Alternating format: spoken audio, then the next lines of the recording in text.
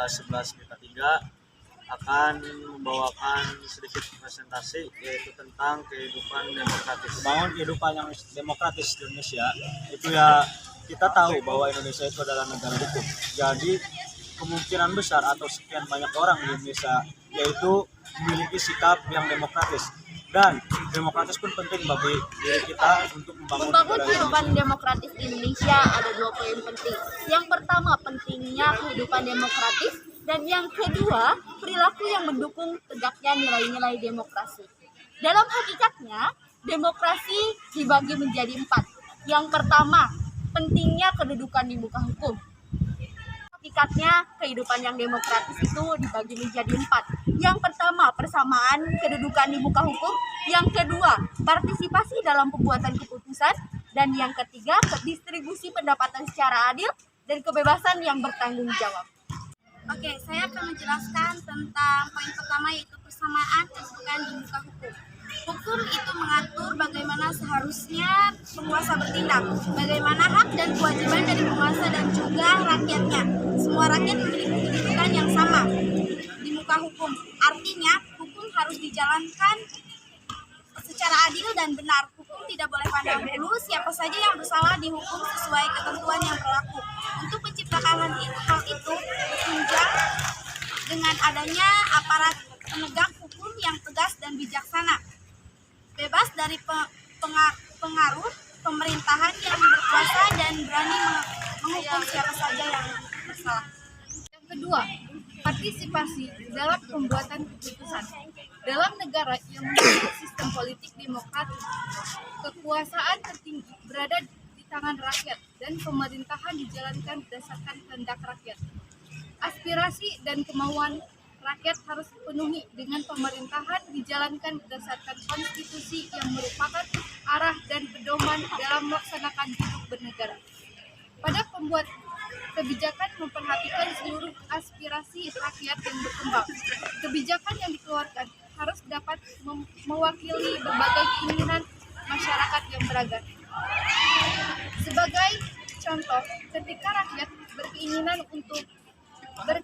kuat untuk menyampaikan pendapat di muka hukum, maka pemerintah dan DPR menetap undang-undang yang mengatur penyampaian pendapat di muka hukum. Yang ketiga, distribusi pendapatan secara adil. Dalam negara demokrasi, semua bidang dijalankan dengan berdasarkan prinsip keadilan, termasuk di dalam bidang ekonomi. Semua warga negara berhak memperoleh pendapatan yang layak. Pemerintahan wajib memberikan bantuan kepada fakir dan miskin, yang bantuan kepada fakir dan miskin yang pendapatan rendah. Akhir-akhir ini pemerintah menjalankan program pemberian bantuan tunai langsung. Hal tersebut dilakukan dalam upaya membantu langsung para fakir miskin. Pada kesempatan lain, pemerintahan terus giat membuka lapangan kerja agar masyarakat bisa memperoleh penghasilan dengan program-program tersebut. Diharapkan terjadi distribusi pendapatan yang adil di antara warga negara Indonesia. Nah, selanjutnya yaitu kebebasan yang bertanggung jawab. Dalam sebuah negara yang demokratis, terdapat 4 kebebasan yang sangat penting, yaitu kebebasan beragama, kebebasan pers, kebebasan mengeluarkan pendapat, dan kebebasan berkumpul. 4 kebebasan ini merupakan hak asasi manusia yang harus dijamin keberadaannya oleh negara. Akan tetapi, dalam pelaksanaan mesti bertanggung jawab, artinya kebebasan dimiliki oleh setiap warga negara tidak boleh bertentangan dengan norma-norma yang berlaku. Adapun salah satu contoh perilaku demokrasi berikut beberapa contoh perilaku demokrasi di lingkungan masyarakat. Yang ke-1, menjalankan aturan yang berlaku di lingkungan sekitar dengan penuh tanggung jawab. Yang kedua, menerima segala saran dan kritikan dengan lapang dada. Yang ketiga, menyampaikan saran dan kritikan dalam rangka membangun lingkungan yang lebih maju. Yang keempat, menyelesaikan seluruh permasalahan yang ada dengan secara musyawarah.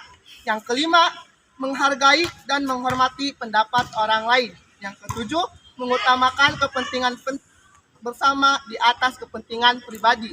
Yang kedelapan, senantiasa menghargai dan mendengar pendapat jika ditunjuk menjadi pemimpin di lingkungan sekitar. Yang ke-9, berintegritas tinggi dan bersikap jujur. Yang ke-10, menjaga perdamaian dan ketentraman. Sekian contoh-contoh yang saya bacakan.